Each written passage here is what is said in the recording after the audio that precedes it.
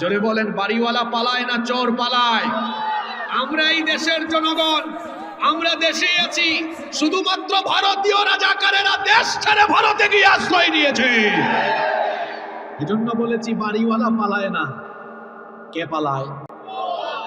প্রিয় সম্মানিত খুলনাবাসী, আমাদের দেশে এমন বহু ব্যক্তি আছে, বহু দল আছে, বহু নেতা আছে যারা কথার শুরুতে আল্লাহর নাম নিতে পারে না, রসুলের নাম নিতে পারে না, আল্লাহর প্রশংসা করতে জানে না, তার নেতাও তারে শেখায় না।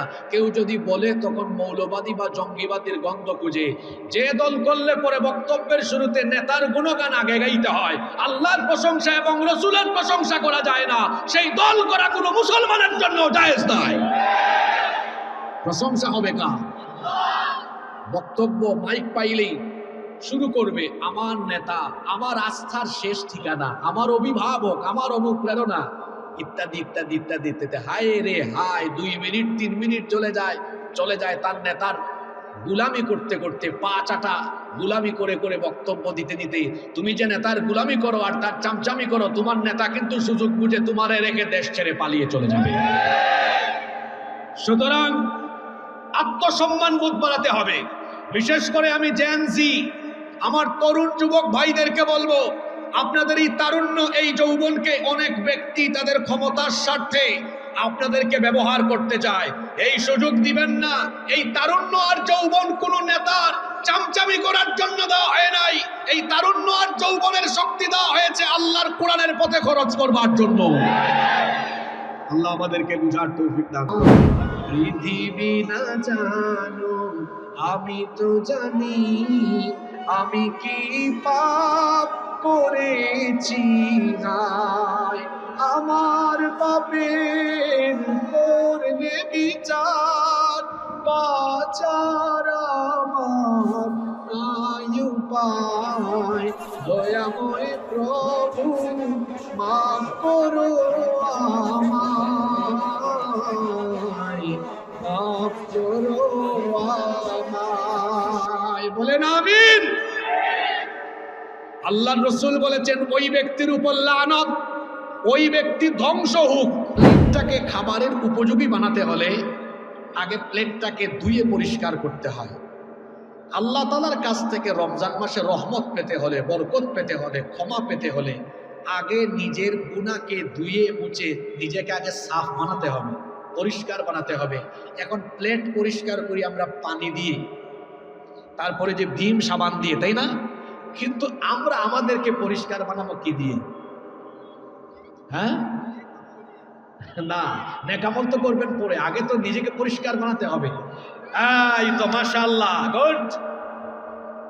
নিজেকে আল্লাহর ক্ষমা প্রাপ্ত বানাতে হলে আগে নিজেকে ধুয়ে মুছে সাফ করেন। আর সেটার ওয়ে কি, পদ্ধতি কি? পদ্ধতি হলো আল্লাহর দরবারে তওবা করা। সুবহানাল্লাহ। আমাদের গুনাহের পরিমাণ যত বেশি, আমার আল্লাহর দয়ার পরিমাণ তার চাইতে কম না বেশি? আমার আল্লাহর দয়ার পরিমাণ এত বেশি, রহমতকে, দয়াকে তিনি 100 টুকরা করেছেন।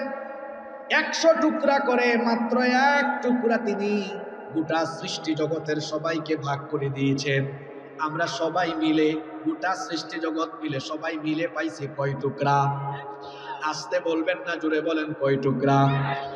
এই 1 টুকরা দয়া মায়া পেয়ে আমাদের অবস্থা এমন, বাড়ি যাওয়ার সময় কোনো অসহায় মানুষ হাত পাতলে, ভিক্ষুক হাত পাতলে আমরা তারে খালি হাতে ফিরাই না, দিয়ে দেই। আমাদের অন্তরে দয়া আছে, মায়া আছে, কিন্তু আমরা সবাই মিলে পাইলাম কয় টুকরা? জোরে বলেন কয় টুকরা? তো 1 টুকরা যাদের কাছে আছে, তাও 1 টুকরার ফুল 1 টুকরা নয়, ভাগ করে করে যারা পেয়েছে তাদের দয়া বেশি, নাকি 99 টুকরা যার কাছে আছে সেই আল্লাহর দয়া বেশি? জোরে বলেন কার দয়া বেশি? এই জন্য হাদিসে কুদসিতে এসেছে, আল্লাহ তাআলা বলেছেন, ইবনা আদম, হে বনি আদম শোনো, লাউ বালাগাত যুনুবুকা আনানাস সামাই থুম্মা ইস্তাগফারতানি গফারতু লাক। তোমার গুনাহ যদি আকাশের উচ্চতায় চলে যায়, আকাশ সম পরিমাণ গুনাহ যদি করে ফেলো, বান্দারে হতাশ হয় না। কারণ তুমি যদি লজ্জিত হয়ে গুনাহের জন্য তওবা করে তুমি যদি 2 ফোঁটা চোখের পানি ফেলতে পারো, মনে রেখো আমি আকাশের উচ্চতার চাইতেও আরো বেশি পরিমাণ দয়া নিয়ে হাজির হয়ে তোমার সকল গুনাহগুলোকে মাফ করে দিব। 2 নম্বর ফায়দা হলো আপনি যদি ইস্তেগফার করতে পারেন, 2 নম্বর যে ফায়দাটা পাবেন, আপনার জীবনে কোনো অভাব অনটন থাকবে না। 3 নম্বর ফায়দা হলো আপনার কোনো বিপদ আপদ থাকবে না, হেফাজত করবেন কে? 4 নম্বর ফায়দা হলো রিজিকের কোনো অভাব থাকবে না। প্রত্যেকদিন আমাদের রিজিকের দরকার আছে না নাই? রিজিক দেওয়ার মালিক কে? আরো জোরে বলেন কে? ইন্নাল্লাহা হুয়ার রাজ্জাকু যুল কুওয়াতিল মাতিন।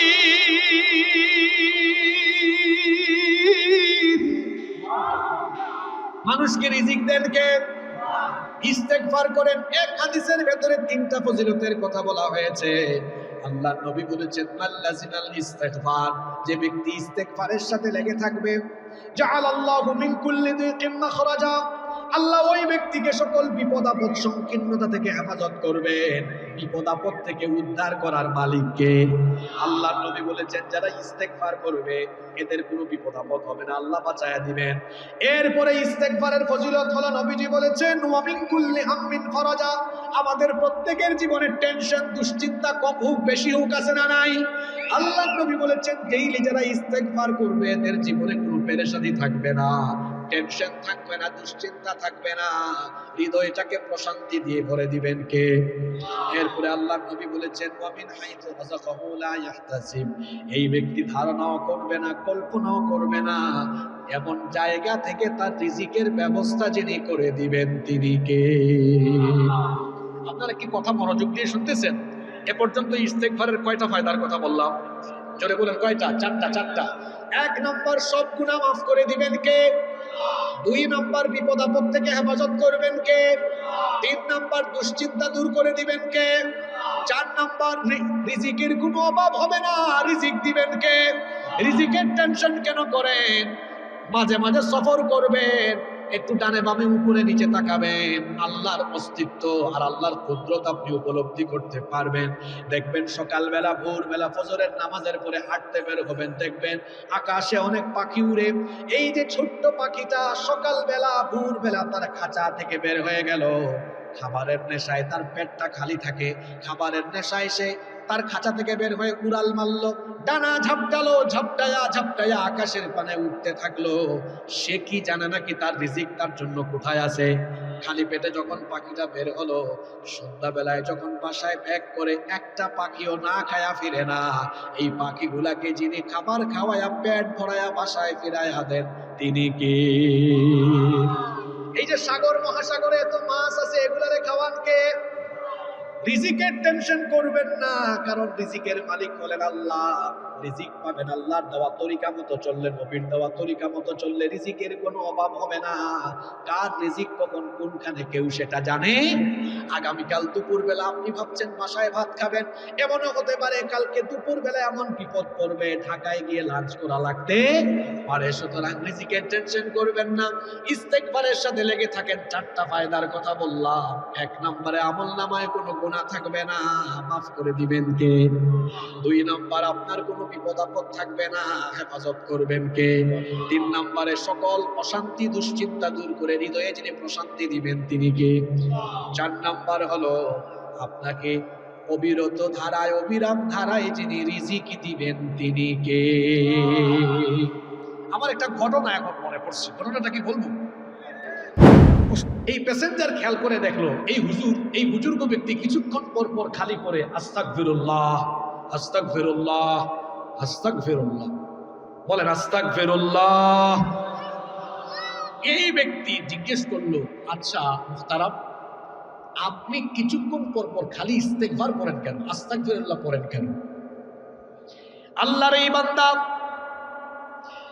তিনি বাংলা ভাষায় জবাব দিলেন না, তিনি সূরা আনফালের ওই আয়াত তেলাওয়াত করে তাকে জবাব দিলেন, ওয়া মা কানাল্লাহু মুআযিবাহুম ওয়া হুম ইস্তাগফিরুন। ইস্তেগফাররত কোন বান্দাকে আল্লাহ তাআলা আযাব গজব বা বিপদে ফেলেন না। আসসালামু আলাইকুম ওয়া রাহমাতুল্লাহি ওয়া বারাকাতুহু। إن الحمد لله الذي بنعمته تتم الصالحات الذي علم القرآن وأكرمنا بالإسلام وأنعم علينا بالإيمان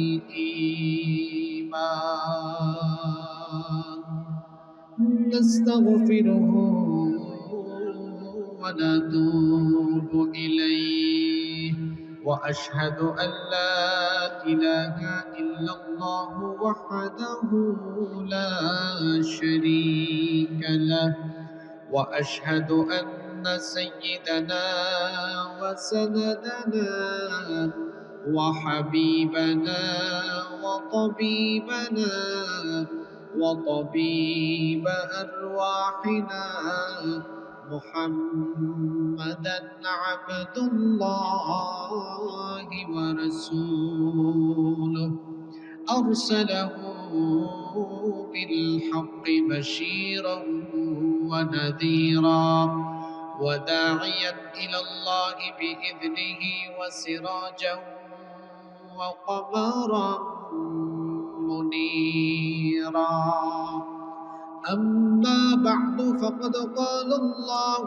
تعالى في كلامه المجيد وفي برهانه التوحيد সওয়াবের নিয়তে আপনারা আমার সাথে তিলাওয়াত করেন আউযু বিল্লাহি মিনাশ শাইতানির রাজীম বিসমিল্লাহির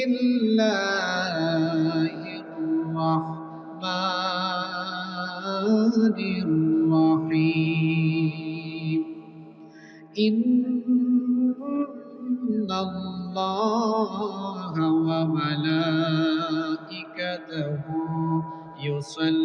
يصلون على النبي يا أيها الذين آمنوا صلوا عليه وسلموا تسليما اللهم صل على سيدنا مولانا محمد وعلى آله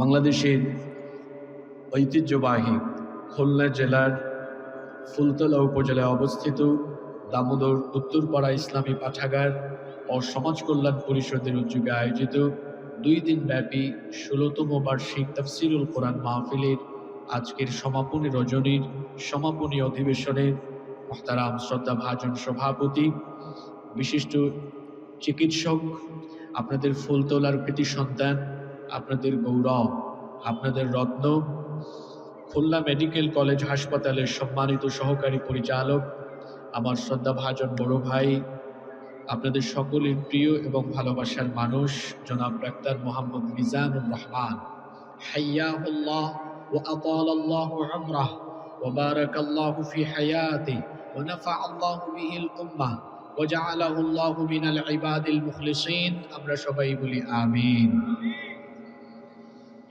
আজকের মাহফিলের সম্মানিত প্রধান অতিথি, বিশিষ্ট ব্যবসায়ী, ফুলতলা সুপার গ্রুপের সম্মানিত পরিচালক জনাব মোহাম্মদ হুমায়ুন কবির ভূঁইয়া, সম্মানিত অতিথি বিশিষ্ট শিক্ষাবিদ জনাব আলহাজ আনোয়ারুজ্জামান মোল্লা, আজকের মাহফিলের যিনি সভাপতি ছিলেন, অত্যন্ত বিনয়ী মানুষ, দামোদর উত্তরপাড়া ইসলামী পাঠাগার ও সমাজ কল্যাণ পরিষদের সম্মানিত সভাপতি জনাব মোহাম্মদ লুৎফর রহমান, আল্লাহ তাআলা তাদের সকলকে হায়াতান তাইয়্যিবা সিহহাতান কুল্লিয়া দান করেন এবং প্রত্যেককে আল্লাহ তাআলা দ্বীনের জন্য, কোরআনের জন্য কবুল করে নেন। আমরা সবাই বলি আমিন।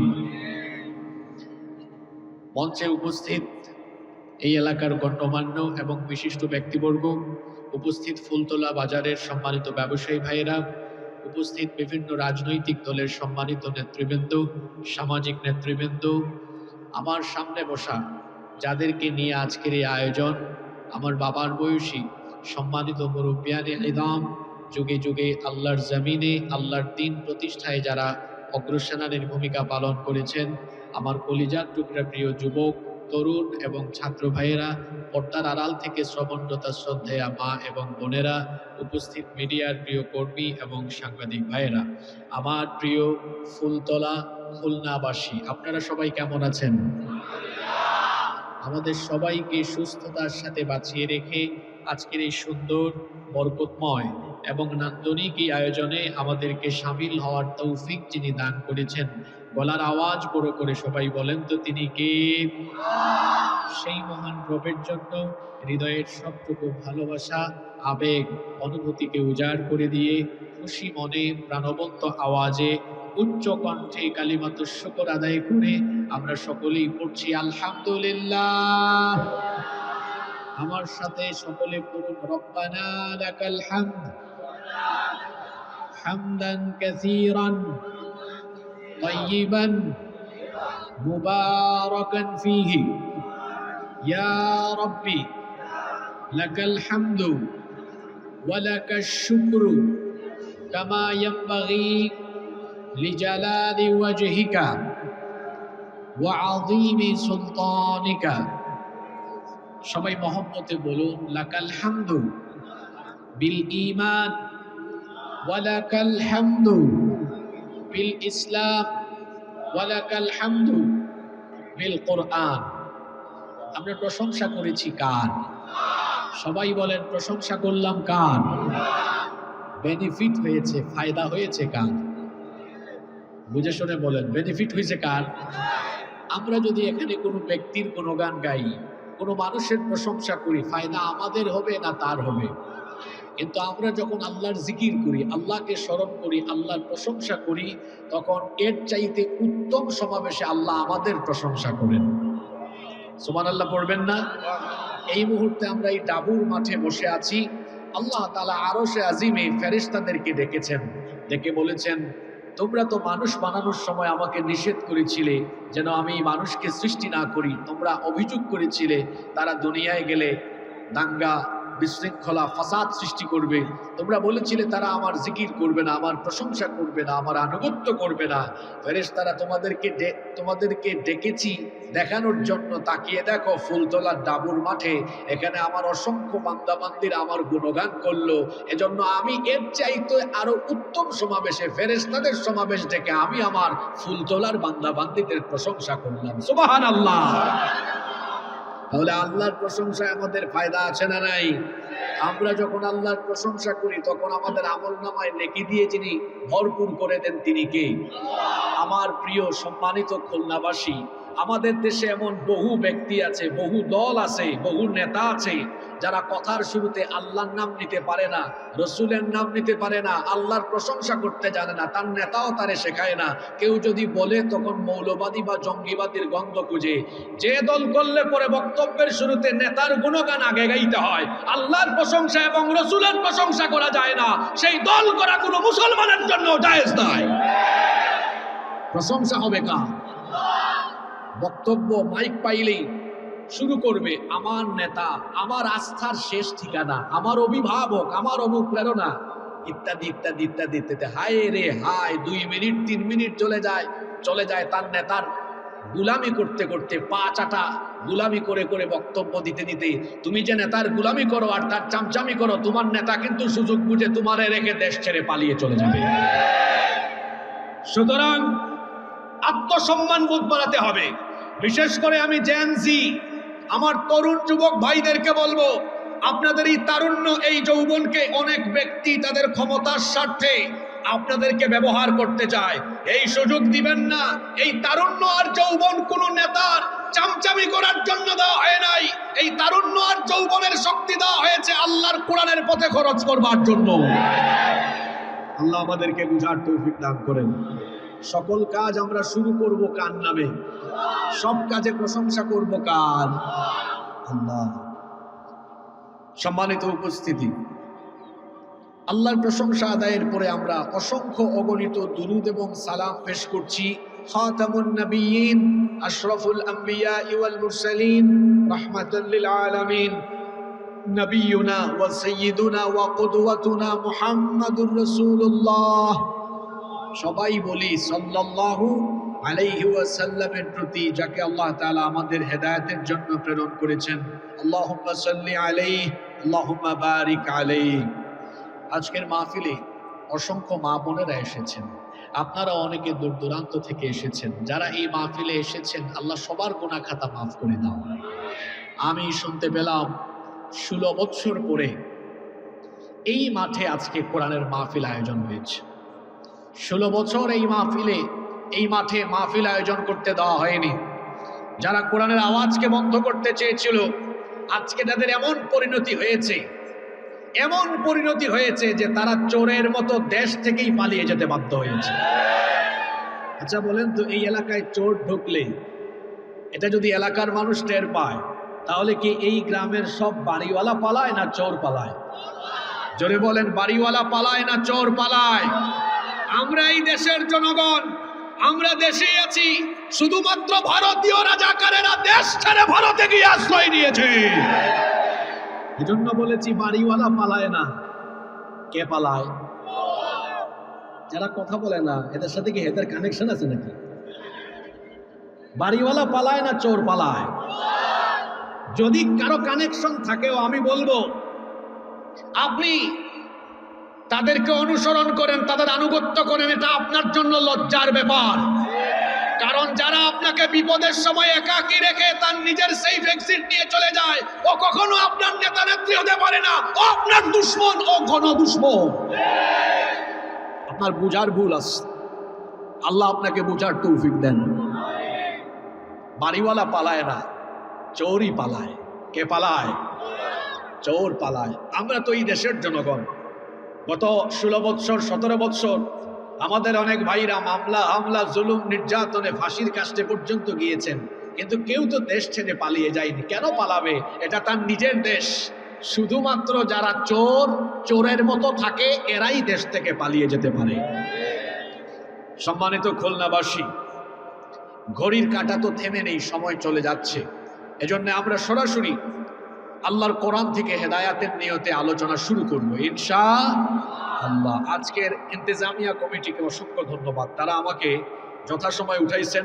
আমার মনও ফ্রেশ আছে, বোঝা যাচ্ছে আজকে খুব ভালো আলোচনা হবে ইনশাআল্লাহ। যদি আপনারা আমাকে সাপোর্ট দেন, সবাই সাপোর্ট দিবেন তো ইনশাআল্লাহ। আজকে আমি 3টা পয়েন্টে আমার আলোচনাকে ভাগ করব। আলোচনা শুরু করবার আগে একটু হেডলাইন আপনাদেরকে দিয়ে দিই, যাতে আপনাদের বুঝতে সুবিধা হয়।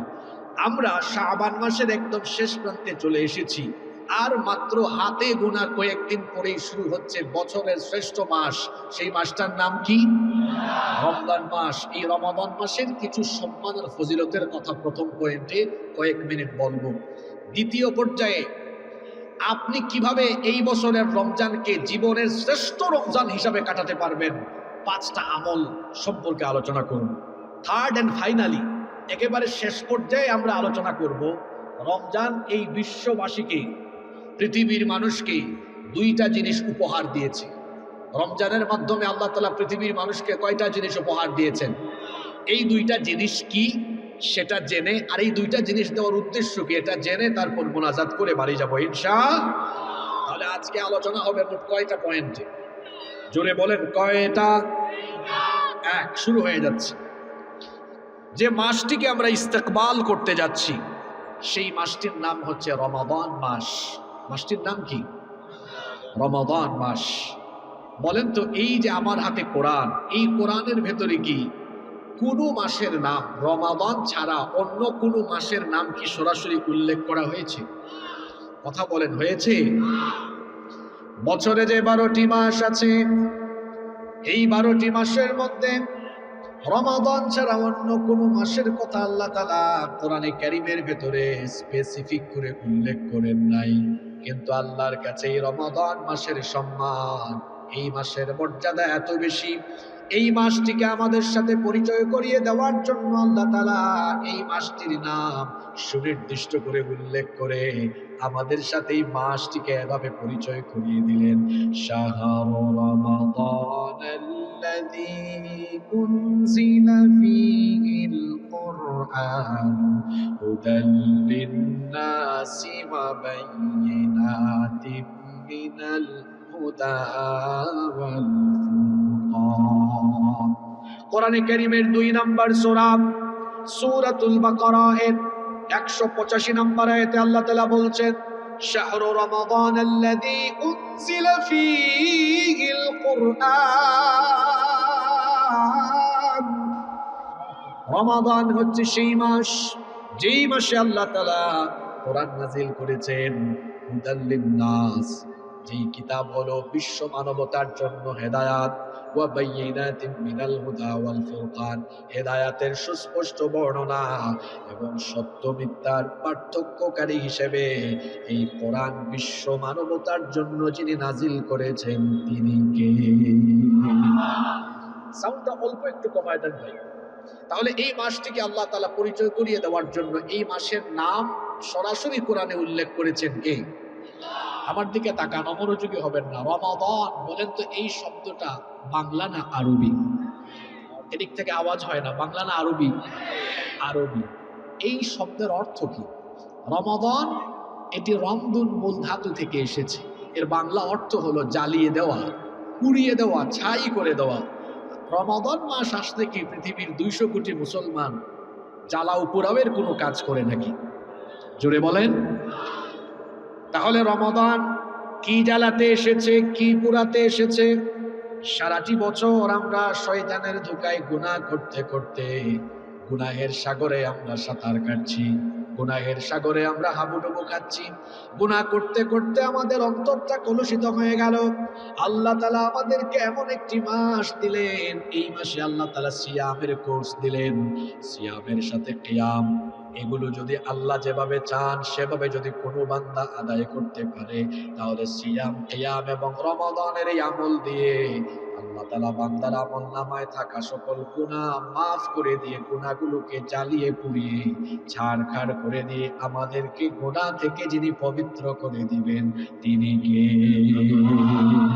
এই রমাদান তো এসেছে আমাদেরকে গুনাহ থেকে মুক্ত করার জন্য আমার যত গুনাহ আছে মাফ করে দাও রমজানে দুঃখ ব্যথা ভুলিয়ে দাও এই তো চাওয়া প্রাণপণে আমার যত গুনাহ আছে মাফ করে দাও রমজানে দুঃখ ব্যথা ভুলিয়ে দাও এই তো চাওয়া প্রাণপণে মনের কালি দাও মুছে রহমতের রমজানে হেরার আলো দাও ছড়িয়ে এই সমাজের সবখানে জান্নাত যেন হয় ঠিকানা এই তো চাওয়া সব প্রাণে দুঃখ ব্যথা ভুলিয়ে দাও এই তো চাওয়া প্রাণপণে আমার যত গুনাহ আছে মাফ করে দাও রমজানে দুঃখ ব্যথা ভুলিয়ে দাও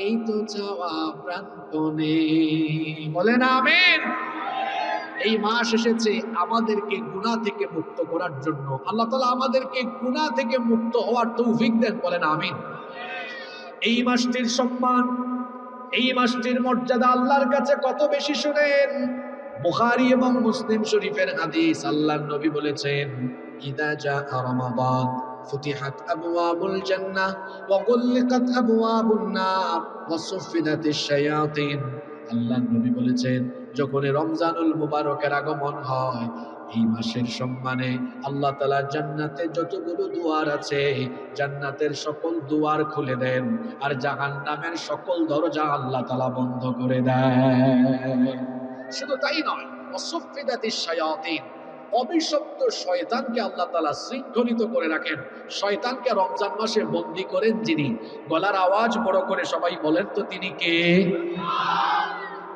জবাব তো দিলেন এখন মনে মনে একটা প্রশ্ন আসছে হুজুর রমজান মাসে যদি শয়তান বন্দী থাকে তো অনেক মানুষ তো দেখি রমজানে শয়তানি করে কি বলেন এরকম করে না ব্যবসায়ীদের শয়তানি শুরু হয়ে গেছে অনেকে অলরেডি পণ্য গুদামজাত করে দাম বাড়ানোর চিন্তায় আছে বাংলাদেশে দেখবেন প্রতি বছর রমজান আসলে পণ্য দ্রব্যের দাম বাড়ে না কমে পৃথিবীর বহু মুসলমান দেশে রমজান মাস আসলে ডিসকাউন্ট দেওয়া হয় পণ্যের দাম কমে আর বাংলাদেশে বাড়ে যারা রমজান মাসকে কেন্দ্র করে পণ্য নিত্য প্রয়োজনীয় দ্রব্য গুদামজাত করে তারপরে দাম বাড়ায়, এরা কখনো ব্যবসায়ী হতে পারে না। এরা হলো মানবতার দুশ্মন, ইসলামের দুশ্মন। ব্যবসায়ী ভাইয়েরা শোনেন, আপনাদের মর্যাদা অনেক বেশি যদি সৎভাবে ব্যবসা করতে পারেন।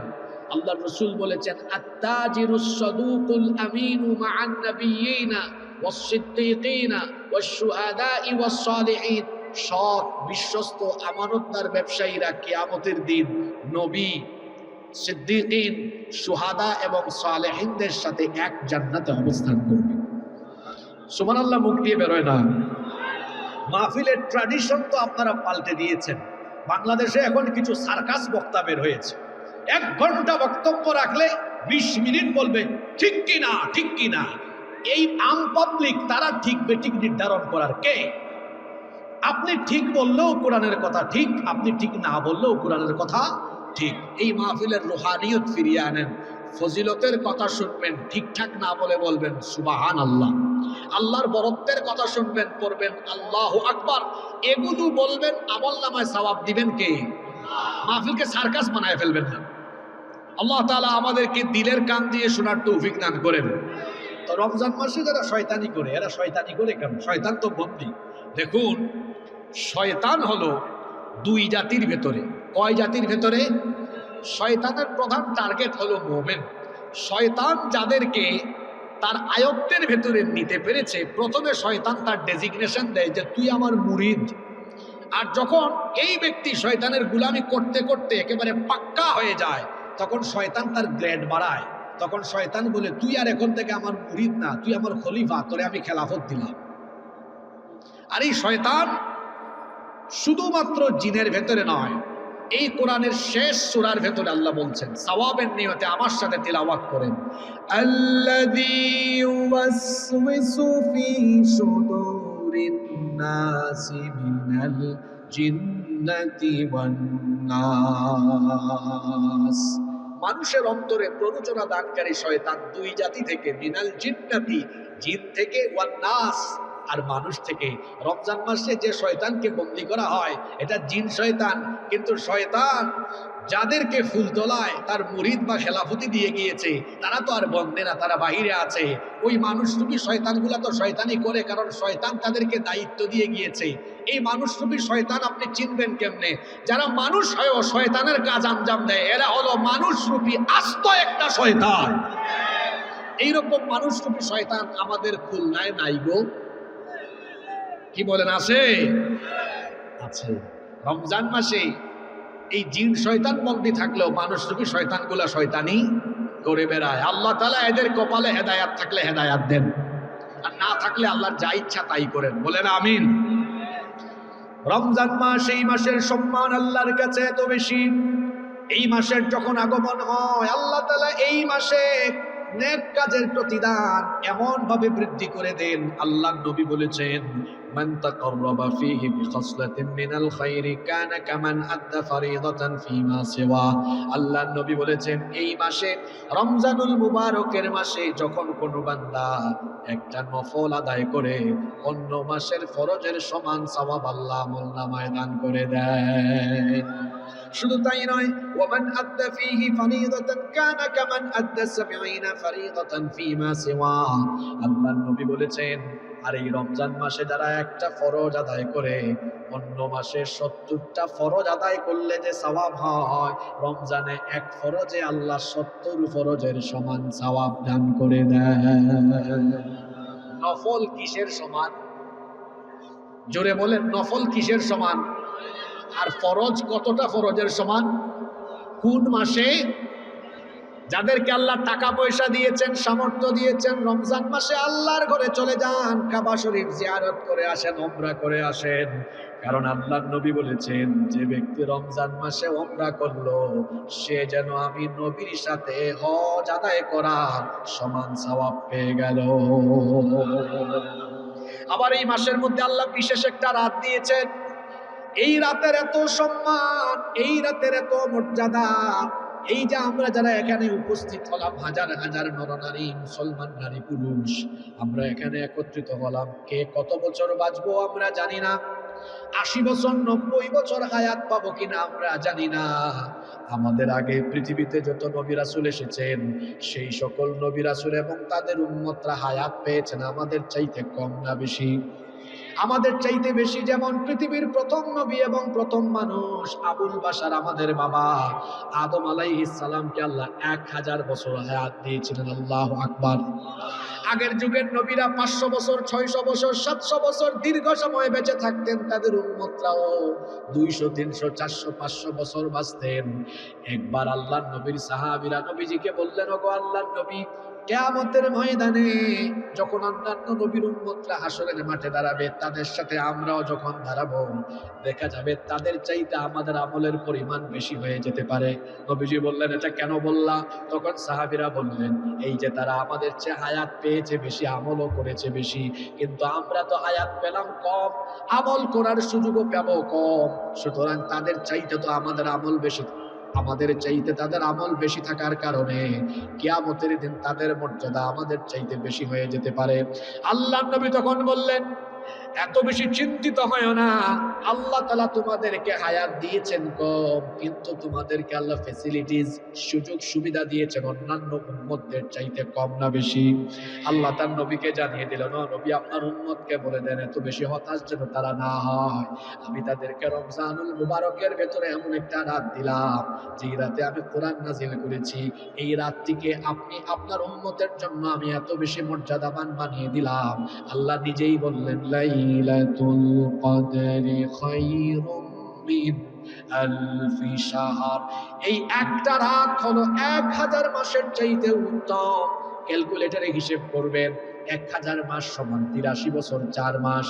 ভালো করে বুঝে শুনে বলেন তো, 83 বছর হায়াত পাওয়া এটা কি সোজা কথা নাকি? আমরা পেতেও পারি, নাও পেতে পারি। কিন্তু লাইলাতুল কদর যদি কোনো ব্যক্তির নসিব হয়ে যায়, সে যদি লাইলাতুল কদরের রাতে ইবাদত করতে পারে, এক টানা ধারাবাহিক ভাবে বিরামহীন ভাবে 83 বছর 4 মাস ইবাদত করলে যে পরিমাণ সওয়াব হবে, লাইলাতুল কদরে ইবাদত করলে 83 বছর 4 মাসের সমান সওয়াব যিনি আমলনামায় দান করে দিবেন তিনি কে? কিন্তু দুঃখের ব্যাপার হলো, আমি 1 মাস আগেই সতর্ক করে যাচ্ছি, দুঃখের ব্যাপার হলো রমজান মাসে বাংলাদেশের মানুষ লাইলাতুল কদরকে ফিক্সড বানায় ফেলছে। কততম রাত? কততম রাত? 26 তারিখ দিবাগত, মানে 27তম রাত। এটা কোথায় পেলেন? শুনেন, আল্লাহর নবী এবং তার সাহাবীরা লাইলাতুল কদর ফিক্সড করেন নাই। ভালো করে শোনেন, আল্লাহর নবী রমজানের প্রথম 10 দিন ইতিকাফ করলেন। শুনতেছেন? আল্লাহর নবী রমজানের প্রথম 10 দিন ইতিকাফ করলেন লাইলাতুল কদর তালাশের জন্য। আল্লাহ জানিয়ে দিলেন, হ নবী, আপনি যে উদ্দেশ্যে ইতিকাফ করেছেন, এই প্রথম 10 দিনের ভেতরে এটা নাই। আল্লাহর নবী মাঝখানের 10 দিনে ইতিকাফ করলেন। আল্লাহ নবীজিকে জানিয়ে দিলেন, আপনি যে রাত তালাশ করছেন, এটা এই মাঝখানের দশকেও নাই। আল্লাহ জানিয়ে দিলেন, ও নবী, আপনি যা তালাশ করছেন এটা আছে রমজানের শেষ 10 দিনের ভেতরে। আল্লাহর নবী আমাদেরকে জানিয়ে দিয়েছেন, মান কানা মুলতামিসাহা, আল্লাহর নবী বলেছেন, যে ব্যক্তি রাতকে তালাশ করতে চায় তার উচিত হলো রমজানের শেষ 10 দিনের ভেতরে তা তালাশ করা। এই জন্য রমজানের প্রথম 20 দিন পরে শেষের 10 দিন আল্লাহর নবী এমন ভাবে কাটাতেন, প্রথম 20 দিন আল্লাহর নবী রাতের বেলা কিছু সময় ঘুমাতেন, বাকি সময় ইবাদত করতেন। কিন্তু শেষের 10 রাত আল্লাহর নবী আমল করতেন 3টা। জোরে বলেন কয়টা? 1 নাম্বার, আল্লাহর নবী রমজানের শেষের 10টা রাত সাদ্দাবি ইজারাহু, কোমর বেঁধে দাঁড়াতেন, অর্থাৎ শেষের 10 রাত স্ত্রীদের সাথে মিলিত হতেন না। পারিবারিক ঝামেলা, সাংসারিক ঝামেলা থেকে নিজেকে মুক্ত করে শেষের 10টা রাত সারা রাত ইবাদত করতেন। কার? আরো আসতে বলেন, কার? 2 নাম্বার যে কাজটা নবীজি করতেন, ওয়া আহইয়া লাইলাহু, 1 ফুটাও ঘুমাতেন না, সারাটা রাত জেগে থাকতেন। 3 নাম্বার যে কাজটা করতেন, তিনি শুধু একা একা ইবাদত করতেন না, ওয়া আইকাদা আহলাহুম, তার পরিবারে যারা আছেন পরিবারের সবাইকে ইবাদতের জন্য জাগিয়ে দিতেন। তাহলে বলেন তো, রমজানের শেষ 10 দিন নবীজি কয়টা কাজ করতেন? আরো জোরে বলেন, কয়টা? আমরা করব কয়টা? জোরে বলেন। এক নাম্বার, পারিবারিক ঝামেলা থেকে নিজেকে মুক্ত করে দিব। কিন্তু আপনারা করেন উল্টা। রমজানের প্রথম 20 দিন মোটামুটি ইবাদত করলেও শেষের 10 দিন আপনারা শপিং এর জন্য বরাদ্দ রাখেন। এটা বড় সাংঘাতিক আমলের বৈপরীত্য। নবীজির সাথে আমলের সাংঘাতিক বৈপরীত্য এটা। আল্লাহর নবী তো শেষের দশকে ইবাদতে মনোনিবেশ করতেন, আর বাংলাদেশের মুসলমান শেষের 10 দিন শপিং নিয়ে ব্যস্ত হয়ে যায়। আর মহিলাদের অবস্থা কি বলবো, শেষের 10টা দিন দেখা যায় মহিলাদের জন্য রাস্তাঘাটে বের হওয়া যায় না। আমি জানি না আপনাদের খুলনায় কি হয়, আমাদের এলাকায় দেখা যায় সন্ধ্যার পরে ইফতারের পরে সাহরি পর্যন্ত মহিলারা শুধু শপিং নিয়ে ব্যস্ত থাকে। খুলনায় এগুলো আছে নাকি? মা বোনদেরকে বলবো, খবরদার আমার মায়েরা বোনেরা, রমজানুল মুবারকের বরকত, রমজানুল মুবারকের সকল খনি আছে রমজানের শেষ 10 দিনে। তাহলে বলেন তো, শেষ 10 দিন আমাদেরকে গাফলতি করা দরকার না ইবাদত করা দরকার? জন্য শেষের দশক আমরা কোনোভাবেই গাফলতিতে কাটাবো না। বিশেষ করে আল্লাহর নবী বলেছেন, রমজানের শেষ দশকের বেজুর রাত ইবাদত করতে ভুলে যাও না। আল্লাহর নবী বলেছেন যে লাইলাতুল কদর 1000 মাসের চাইতে উত্তম। ওই রাতটা কোথায় রয়েছে শোনো। আল্লাহর নবী বলেছেন, তাহাররাউ লাইলাতুল কদরি ফিল উইত্রি মিনাল আশরিল আওয়াখির মির রমাদান। আল্লাহর নবী বলেছেন, তোমরা রমজানের শেষ দশকে বেজুর রাতগুলোতে লাইলাতুল কদর তালাশ করো। জোরে বলেন তো, জোর রাত না বেজুর রাত? সবাই বলেন, জোর রাত না বেজুর রাত? তো বেজুর রাত কোনগুলা? 21, 23, 25, 27, 29। বলেন তো, লাইলাতুল কদর তালাশের জন্য এক রাতে ইবাদত করা দরকার না 5 রাত? জোরে বলেন, কয় রাত? আপনারা করবেন কয় রাত? 10 রাত করবেন এমন কেউ কি নাই? কেউ যদি 10 রাত করেন সে হলো সবচেয়ে বুদ্ধিমান। কারণ 10 রাত ইবাদত করলে লাইলাতুল কদর তার থেকে ছুটে যাওয়ার কোনো সম্ভাবনা। ও আমার বাবারা, আমার ভাইয়েরা, এত বছর চলে গেল, এত রমজান পেয়েছেন, কিন্তু রমজানগুলোকে সঠিকভাবে কাজে লাগাতে পারেন নাই। অনুরোধ করে গেলাম, রমজানের শেষের 10টা রাত ইবাদতে কাটাবেন। যদি আপনার লাইলাতুল কদর নসিব হয়ে যায়, হতে পারে এই লাইলাতুল কদরের মাধ্যমে পিছনের গুনাহ মাফ হবে। আর এক রাতের আমল এত বেশি মর্যাদা সম্পন্ন আমলে পরিণত হবে। একটা রাত আমল করবেন, 83 বছর হায়াত পাবেন কি পাবেন না নিজেও জানেন না। কিন্তু এই বছর 2025 সালে রমজানের শেষের 10টা রাতে ইবাদত করেন, তাহলে লাইলাতুল কদর আর মিস হবে না। দেখা যাবে 83 বছর 4 মাস একটানা আমল করলে যে সওয়াব হওয়ার কথা, এক লাইলাতুল কদরে আল্লাহ আপনার আমল নামায় ততটুকু সওয়াব দিয়ে ভরে দিবে। এই 10টা রাত আপনারা কাজে লাগাতে পারবেন তো? জোরে বলেন, পারবেন তো? আপনাদেরকেও বললাম, আমার প্রথম পয়েন্ট শেষ, এবার দ্বিতীয় পয়েন্টে ঢুকবো। দ্বিতীয় এবং তৃতীয় পয়েন্ট আজকের জন্য খুবই গুরুত্বপূর্ণ। সকলের কি মনোযোগ আছে? মনোযোগ আছে? তাহলে আপনারা ডানে বামে কেউ কথা বলবেন না, কারণ আমরা খুব গুরুত্বপূর্ণ কথা বলবো। এই রমজান হলো ক্ষমার মাস। জোরে বলেন তো, কিসের মাস? আমাদের গুনাহ আছে না নাই? আসতে বলবেন না, জোরে বলেন, আমাদের গুনাহ আছে না নাই? আপনার গুনার খবর হয়তো অন্য কেউ জানে না, কিন্তু আপনি নিজে তো জানেন কত গুনাহ করেছেন। পৃথিবী না জানো আমি তো জানি, আমি কি পাপ করেছি হায়। পৃথিবী না জানো আমি তো জানি, আমি কি পাপ করেছি হায়। আমার পাপের করলে বিচার, বাঁচার আমার নাই উপায়।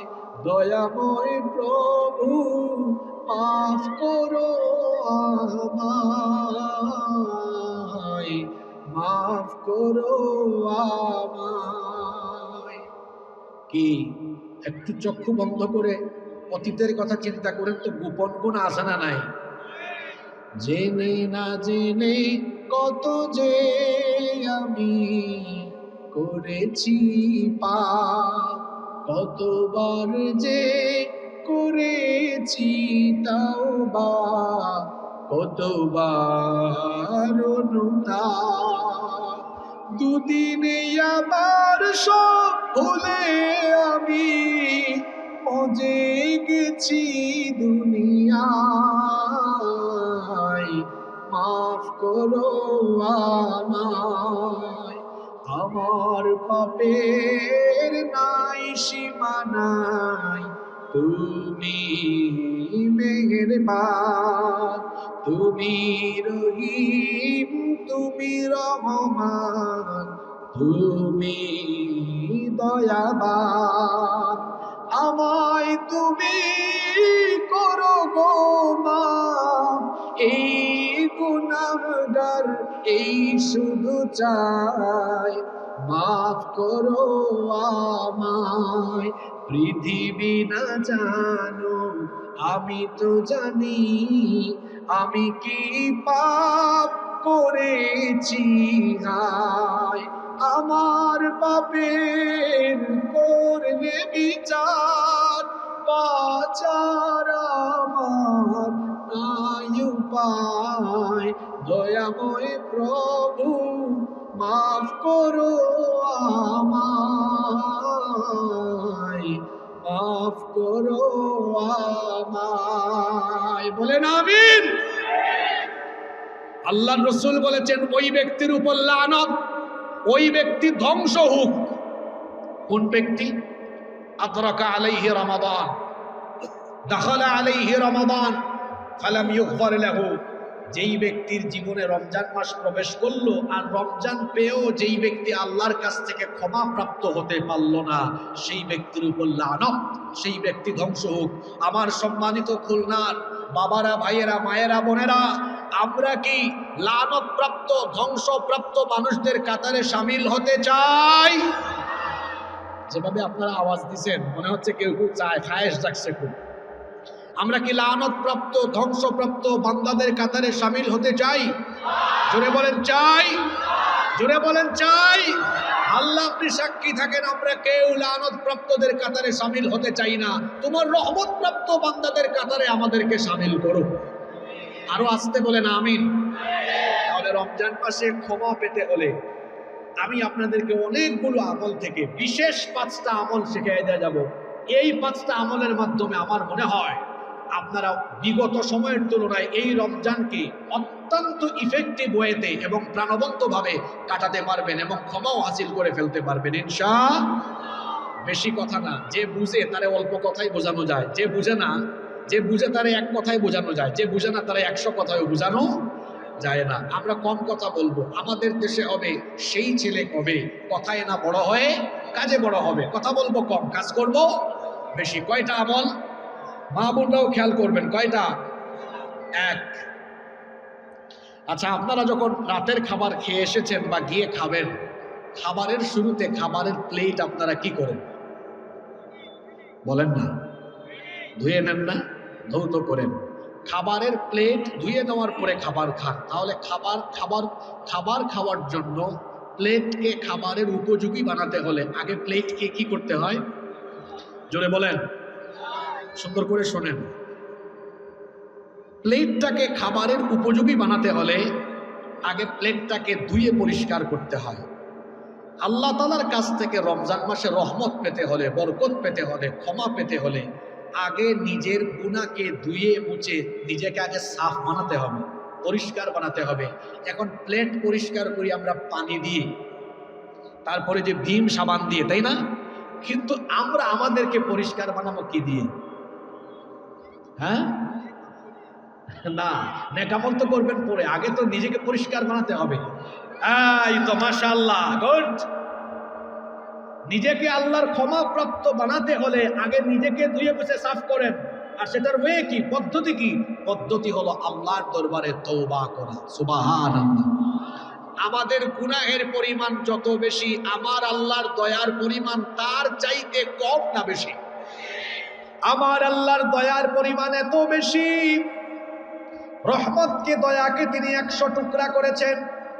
100 টুকরা করে মাত্র 1 টুকরা তিনি গোটা সৃষ্টি জগতের সবাইকে ভাগ করে দিয়েছেন। আমরা সবাই মিলে, গোটা সৃষ্টি জগৎ মিলে সবাই মিলে পাইছি কয় টুকরা? আসতে বলবেন না, জোরে বলেন কয় টুকরা? এই 1 টুকরা দয়া মায়া পেয়ে আমাদের অবস্থা এমন, বাড়ি যাওয়ার সময় কোনো অসহায় মানুষ হাত পাতলে, ভিক্ষুক হাত পাতলে আমরা তারে খালি হাতে ফিরাই না, দিয়ে দেই। আমাদের অন্তরে দয়া আছে, মায়া আছে, কিন্তু আমরা সবাই মিলে পাইলাম কয় টুকরা? জোরে বলেন কয় টুকরা? তো এক টুকরা যাদের কাছে আছে, তাও এক টুকরার ফুল এক টুকরা নয়, ভাগ করে করে যারা পেয়েছে তাদের দয়া বেশি, নাকি 99 টুকরা যার কাছে আছে সেই আল্লাহর দয়া বেশি? জোরে বলেন কার দয়া বেশি? এই জন্য হাদিসে কুদসিতে এসেছে, আল্লাহ তাআলা বলেছেন, ইবনা আদম, হে বনি আদম শোনো, লাউ বালাগাত যুনুবুকা আনানাস সামাই থুম্মা ইস্তাগফারতানি গফারতু লাক। তোমার গুনাহ যদি আকাশের উচ্চতায় চলে যায়, আকাশ সম পরিমাণ গুনাহ যদি করে ফেলো, বান্দারে হতাশ হয় না। কারণ তুমি যদি লজ্জিত হয়ে গুনাহের জন্য তওবা করে তুমি যদি 2 ফোঁটা চোখের পানি ফেলতে পারো, মনে রেখো আমি আকাশের উচ্চতার চাইতেও আরো বেশি পরিমাণ দয়া নিয়ে হাজির হয়ে তোমার সকল গুনাহগুলোকে মাফ করে দিব। 2 ফোঁটা চোখের পানির এত পাওয়ার। আমার মায়েরা, বোনেরা, বাবারা, ভাইয়েরা সবাই শুনেন, আমাদের চোখের পানির পাওয়ার এত বেশি, চোখের পানির এত শক্তি। দুনিয়ার 7টি মহাসাগর আছে, এই 7টা মহাসাগর দিয়ে কোনো মানুষের আমলনামায় থাকা গুনাহগুলোকে ধুয়ে মুছে সাফ করা যাবে না, কিন্তু চোখের পানির পাওয়ার এত বেশি। আপনি যদি গুনাহগার হয়ে অনুতপ্ত লজ্জিত হয়ে তওবা করে 2 ফোঁটা চোখের পানি ছাড়তে পারেন, এই 2 ফোঁটা চোখের পানি নাকের ডগায় আসার আগে মাত্র 2 ফোঁটা চোখের পানি দিয়ে আপনার আমলনামার সকল গুনাহগুলোকে ধুয়ে মুছে সাফ করে দিয়ে আপনাকে যিনি মাসুম বানায়া দিবেন তিনি কে? রমজান মাসে আল্লাহর ক্ষমা পাওয়ার জন্য আপনারা তওবা ইস্তেগফারের আমলটা কখনো মিস করবেন না। দিনের বেলার একটা আমল বলি, দিনের বেলা প্রত্যেক দিন আপনারা রমজান মাসে 30 দিনের 30 দিন 70 থেকে 100 বার তওবা করবেন। এটা সহজ না কঠিন? সহজ না কঠিন? কারণ এই আমলটা করতেন আমাদের প্রিয় নবী মুহাম্মদুর রাসূলুল্লাহ। আমরা বলি সাল্লাল্লাহু। আল্লাহর নবী বলেছেন, ওয়াল্লাহি, আল্লাহর কসম, এটা বুখারী শরীফের হাদিস, রাসূল বলছেন, ওয়াল্লাহি, আল্লাহর কসম, ইন্নী লা আস্তাগফিরুল্লাহ ওয়া আতুবু ইলাইহি ফিল ইয়াউমি আকতার মিন 70 মাররা। আল্লাহর নবী বলেছেন, আল্লাহর কসম করে বলছে, আমি নবী হওয়ার পরেও প্রত্যেক দিন রেগুলার আমি আল্লাহর কাছে 70 বারের বেশি তওবা ইস্তেগফার করি। সুবহানাল্লাহ কি বাড়ি গিয়ে বলবেন নাকি? এবার আপনারা আমাকে বলেন তো, আমার আপনার প্রিয় নবীর জীবনে কি গুনাহ আছে নাকি? সবাই বলেন গুনাহ আছে নাকি? আমার নবীর জীবনে গুনাহের কোনো দাগ নাই, গুনাহের কোনো ছিটে ফোঁটাও নাই, কিন্তু তারপরেও নবীজি ডেইলি তওবা করতেন। এই হাদিসে বলা হয়েছে 70 বারের বেশি, কিন্তু মুসলিম শরীফের হাদিস, আরেকটা হাদিস, আল্লাহর নবী বলেছেন, আইয়ুহান নাস, হে মানুষেরা, তুবু ইলাল্লাহ, তোমরা আল্লাহর দরবারে তওবা করো, ফা ইন্নী আতুবু ইলাইহি ফিল ইয়াউমি 100 মাররা। কারণ আমি নবী হয়েও ডেইলি আল্লাহর কাছে 100 বার তওবা করি। আল্লাহু আকবার। এর আগের হাদিসে জানলাম 70 বারের চাইতে বেশি, এই হাদিস থেকে জানলাম 100 বার। 2টা হাদিসের কম্বিনেশন করলে কি হয়? 70 থেকে 100 বার। জুড়ে বলেন 70 থেকে। ইস্তেগফার করতেন কে? আল্লাহর নবী। কে করতেন? এখন বলেন তো, আল্লাহর নবীর জীবনে গুনাহের কোনো দাগ আছে নাকি? গুনাহের কোনো ছিটে ফুটা না থাকা সত্ত্বেও যেই নবী জন্ম থেকে নিয়ে ওফাত পর্যন্ত গোটা জীবনেই যিনি মাসুম ছিলেন, সেই মাসুম নবী মাসুম হয়েও ডেইলি যদি 70 থেকে 100 বার তওবা করেন, আমার আপনার জীবনে প্রত্যেক দিন গুনাহ আছে না নাই? তাহলে বলেন তো, নবী যদি করেন 70 থেকে 100 বার, আমাদের করা দরকার তার থেকে কম না বেশি? কিন্তু আমরা কি করি নাকি? জোরে বলেন করি? আরে আমরা তো যে ব্যস্ত, ইস্তেগফার করার টাইম আছে নাকি? ইস্তেগফার এমন একটি লাভজনক আমল, যারা ইস্তেগফার ডেইলি করবে 70 থেকে 100 বার, এরা কয়েকটা ফায়দা পাবে। 1 নাম্বার, এদের আমল নামায় কোনো গুনাহ থাকবে না, আল্লাহ সব গুনাহ মাফ করে দিবেন। 2 নাম্বার ফায়দা হলো, আপনি যদি ইস্তেগফার করতে পারেন, 2 নাম্বার যে ফায়দাটা পাবেন, আপনার জীবনে কোনো অভাব অনটন থাকবে না। 3 নাম্বার ফায়দা হলো, আপনার কোনো বিপদ আপদ থাকবে না, হেফাজত করবেন কে?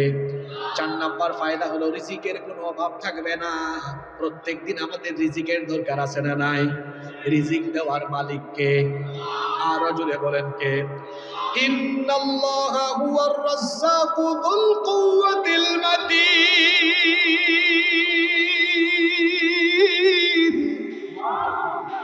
মানুষকে রিজিক দেন কে? ইস্তেগফার করেন। এক হাদিসের ভেতরে 3টা ফজিলতের কথা বলা হয়েছে।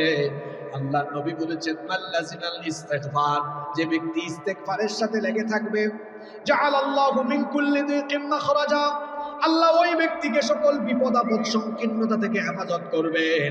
বিপদ আপদ থেকে উদ্ধার করার মালিককে? আল্লাহর নবী বলেছেন, যারা ইস্তেগফার করবে এদের কোনো বিপদ আপদ হবে না, আল্লাহ বাঁচায়া দিবেন। এরপরে ইস্তেগফারের ফজিলত হলো, নবীজি বলেছেন, ওয়া মিন কুল্লি হাম্মিন ফারাজা, আমাদের প্রত্যেকের জীবনে টেনশন দুশ্চিন্তা কম হোক বেশি হোক আছে না নাই? আল্লাহর নবী বলেছেন, ডেইলি যারা ইস্তেগফার করবে এদের জীবনে কোনো পেরেশানি থাকবে না, টেনশন থাকবে না, দুশ্চিন্তা থাকবে না, হৃদয়টাকে প্রশান্তি দিয়ে ভরে দিবেন কে? এরপরে আল্লাহর নবী বলেছেন, ওয়া মিন হাইতু রাযাকাহু লা ইয়াহতাসিব, এই ব্যক্তি ধারণাও করবে না, কল্পনাও করবে না, এমন জায়গা থেকে তার রিজিকের ব্যবস্থা যিনি করে দিবেন তিনি কে? আপনারা কি কথা মনোযোগ দিয়ে শুনতেছেন? এ পর্যন্ত ইস্তেগফারের কয়টা ফায়দার কথা বললাম? জোরে বলেন কয়টা? 4টা। 1 নম্বর, সব গুনাহ মাফ করে দিবেন কে? 2 নম্বর, বিপদ আপদ থেকে হেফাজত করবেন কে? 3 নম্বর, দুশ্চিন্তা দূর করে দিবেন কে? 4 নম্বর, রিজিকের কোনো অভাব হবে না, রিজিক দিবেন কে? রিজিকের টেনশন কেন করেন? মাঝে মাঝে সফর করবেন, একটু ডানে বামে উপরে নিচে তাকাবেন, আল্লাহর অস্তিত্ব আর আল্লাহর কুদরত আপনি উপলব্ধি করতে পারবেন। দেখবেন সকালবেলা ভোরবেলা ফজরের নামাজের পরে হাঁটতে বের হবেন, দেখবেন আকাশে অনেক পাখি উড়ে। এই যে ছোট্ট পাখিটা সকালবেলা ভোরবেলা তার খাঁচা থেকে বের হয়ে গেল, খাবারের নেশায় তার পেটটা খালি থাকে, খাবারের নেশায় সে তার খাঁচা থেকে বের হয়ে উড়াল মারলো, ডানা ঝাপটালো, ঝাপটায়া আকাশের পানে উঠতে থাকলো। সে কি জানে নাকি তার রিজিক তার জন্য কোথায় আছে? খালি পেটে যখন পাখিটা বের হলো, সন্ধ্যাবেলায় যখন বাসায় ব্যাক করে, একটা পাখিও না খায়া ফিরে না। এই পাখিগুলাকে যিনি খাবার খাওয়ায়া পেট ভরায়া বাসায় ফিরায়া দেন তিনি কি? এই যে সাগর মহাসাগরে এত মাছ আছে, এগুলারে খাওয়ান কে? রিজিকের টেনশন করবেন না, কারণ রিজিকের মালিক হলেন আল্লাহ। রিজিক পাবেন আল্লাহর দেওয়া তরিকা মতো চললে, নবীর দেওয়া তরিকা মতো চললে রিজিকের কোনো অভাব হবে না। কার রিজিক কখন কোনখানে কেউ সেটা জানে? আগামীকাল দুপুরবেলা আপনি ভাবছেন বাসায় ভাত খাবেন, এমনও হতে পারে কালকে দুপুরবেলা এমন বিপদ পড়বে ঢাকায় গিয়ে লাঞ্চ করা লাগতে পারে। সুতরাং রিজিকের টেনশন করবেন না, ইস্তেগফারের সাথে লেগে থাকেন। 4টা ফায়দার কথা বললাম। 1 নম্বরে আমল নামায় কোনো গুনাহ থাকবে না, মাফ করে দিবেন কে? 2 নম্বর, আপনার কোনো বিপদ আপদ থাকবে না, হেফাজত করবেন কে? 3 নম্বরে, সকল অশান্তি দুশ্চিন্তা দূর করে হৃদয়ে যিনি প্রশান্তি দিবেন তিনি কে? 4 নম্বর হলো, আপনাকে অবিরত ধারায় অবিরাম ধারায় যিনি রিজিক দিবেন তিনি কে? আমার একটা ঘটনা এখন মনে পড়ছে, ঘটনাটা কি বলবো? কষ্ট হচ্ছে নাকি আপনাদের? আমি তো আগেই বলছি আজকে আমার মুড খুব ভালো, আজকে খুব ওয়াজ হবে ইনশাআল্লাহ, কারণ উঠেছেন তো ঠিক টাইমে। আপনাদের মুড কেমন, ভালো না খারাপ? যারা মনোযোগ দিয়ে শুনতেছেন তারা বুঝতেছেন পয়েন্ট ওয়াইজ কথা হচ্ছে, তাই না? একবার ইমাম হাসান বসরি, আমার সাউন্ড আমি শুনতেছি জন্য আপনাদেরটা বুঝতেছি না আর কি। আচ্ছা একটু বাড়ায় দেন, ওইগুলা বাড়ায় দেন, এগুলা বাড়ায় দেন। ঠিক আছে ঠিক হবে। বুঝলাম না খুলনার সাথে আমার সাউন্ডের এমন সম্পর্ক কেন?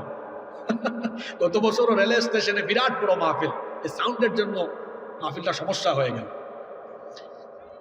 সাউন্ড কি কম হচ্ছে? আচ্ছা আমি বাড়ায় দেওয়ার ব্যবস্থা করছি।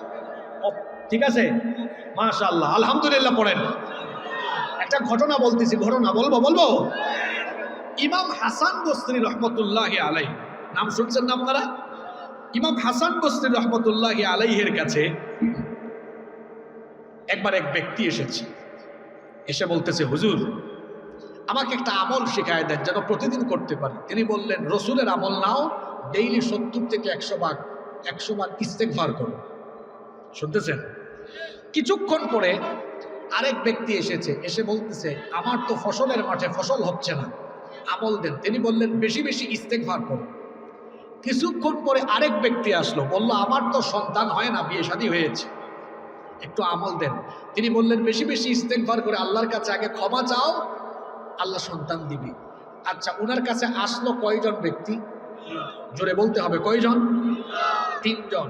এই 3 জনের সমস্যা একরকম না 3 রকম? জোরে বলেন, একরকম না 3 রকম? কিন্তু সমাধান দিচ্ছেন কয় রকম? জোরে বলেন, কয় রকম? এই 3 ব্যক্তি চলে যাওয়ার পরে ওনার খাদেম ওনাকে জিজ্ঞেস করেছে, হুজুর আপনার কাছে 3 ব্যক্তি এসেছে 3 ধরনের সমস্যা নিয়ে, কিন্তু সমাধান দিচ্ছেন কয় রকম? এটা কেমন কথা? তিনি তখন বললেন, শোনো, আমি এমনি এমনি নিজে থেকেই আমল তাদেরকে শিখায় দেই নাই। তুমি কি সূরা নূহ এর 10 থেকে 12 নম্বর আয়াতটা পড়ো নাই? নূহ নবী তার উম্মতকে বলেছিলেন, ফাকুলতুস্তাগফিরু রাব্বাকুম ইন্নাহু কানা গাফফারা ইউরসিলিস সামাআ আলাইকুম مدرارا ويمددكم بأموال وبنين ويجعل لكم جنات ويجعل لكم أنهارا। তিনি বললেন, নূহ আলাইহিস সালাম তার উম্মতকে বলেছিলেন তোমরা আল্লাহর কাছে ক্ষমা চাও, ইস্তেগফার করো। যদি আল্লাহর কাছে ক্ষমা চাও তিনি মাফ করে দিবেন, আসমান থেকে বৃষ্টি নাজিল করবেন, তোমাদের ফসলের মাঠে ফসল বাড়ায় দিবেন, সম্পদ বাড়ায় দিবেন, সন্তান সন্ততিতেও বরকত দিবেন, জীবনের কোনো দিকে কমতি হবে না। ইস্তেগফার করলে গোটা জীবনের সকল সমস্যা দূর করে দিয়ে জীবনটাকে যিনি বরকত দিয়ে ভরে দিবেন তিনি কে? তিনি বললেন এই জন্য আমি আমলটা শিখাই দিয়েছি। আরেক ব্যক্তি, ওই যে বলছিলাম না ইস্তেগফারের একটা ফায়দা হচ্ছে আল্লাহ বিপদ আপদ থেকে বাঁচান। এক বুজুর্গ ব্যক্তি একবার গাড়িতে উঠছেন, শুনতেছেন আপনারা? এগুলো শিক্ষণীয় ঘটনা। এক বুজুর্গ ব্যক্তি গাড়িতে উঠছেন, উনার পাশের সিটে এক প্যাসেঞ্জার বসেছে।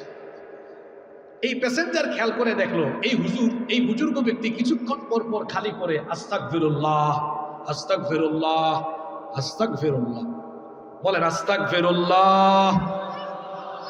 এই ব্যক্তি জিজ্ঞেস করলো, আচ্ছা মুহতারাম, আপনি কিছুক্ষণ পর পর খালি ইস্তেগফার করেন কেন, আস্তাগফিরুল্লাহ করেন কেন? আল্লাহর এই বান্দা তিনি বাংলা ভাষায় জবাব দিলেন না, তিনি সূরা আনফালের ওই আয়াত তেলাওয়াত করে তাকে জবাব দিলেন, ওয়া মা কানাল্লাহু মুআযযিবাহুম ওয়া হুম ইস্তাগফিরুন।